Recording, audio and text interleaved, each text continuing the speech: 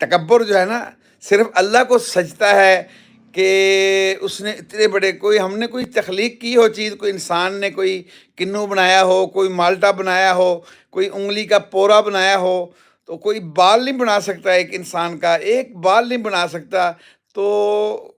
کیا بتائیں وہ رب کیسی قدرت والا ہے، وہ اس کی قدرت بھی ہے اور اس کا تکبر بھی ہے کہ وہ تکبر میں اللہ پاک فرماتا ہے، دیکھو جی، اننی ان اللہ،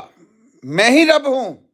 میرے سوا کوئی رب نہیں ہے، فوق عباد، میں اپنے بندوں کے اوپر غالب ہوں، اور ساری دنیا کے انسان مجھے ہرا نہیں سکتے۔ یہ قرآن پاک کی آیتیں ہیں۔ میں ذرا آہستہ بولنے کی کوشش کروں، رات کا وقت ہے نا،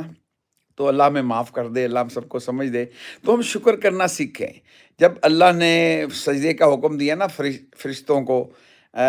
تو سب فرشتے جو ہے وہ آدم علیہ السلام کو سجدہ کیا۔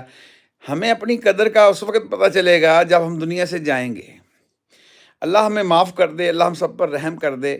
ہمیں پتہ نہیں ہے ہم کون ہیں، کیا ہیں، کس لیے بنائے گئے ہیں، کیوں دنیا میں آئے ہیں، اور پھر جانا کیوں ہے، کہاں سے آئے ہیں، کس چیز سے بنے ہیں، اور کیوں اللہ نے مجھے اور آپ کو پیدا کیا ہے، کیوں اللہ میرے اور آپ کے اوپر حالات دنیا کے اندر بھیجتا ہے،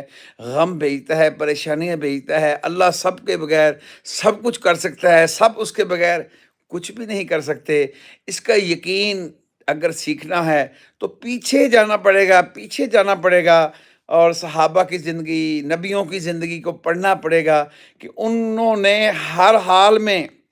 اللہ کو راضی کیا اور ان کے دل مطمئن تھے۔ آج میرے اور آپ کے پاس دنیا کے نقشے ہیں، ملک کے نقشے ہیں، بادشاہت کے نقشے ہیں، پیسوں کے، بینک بیلنس کے، مکانوں کے، بیویوں کے نقشے ہیں، اولادوں کے نقشے ہیں، پھر بھی ناکام، کامیابی نہیں، پریشان ہے، نہ شکری کر رہے۔ اس کی وجہ کیا ہے کہ شیطان ہمارے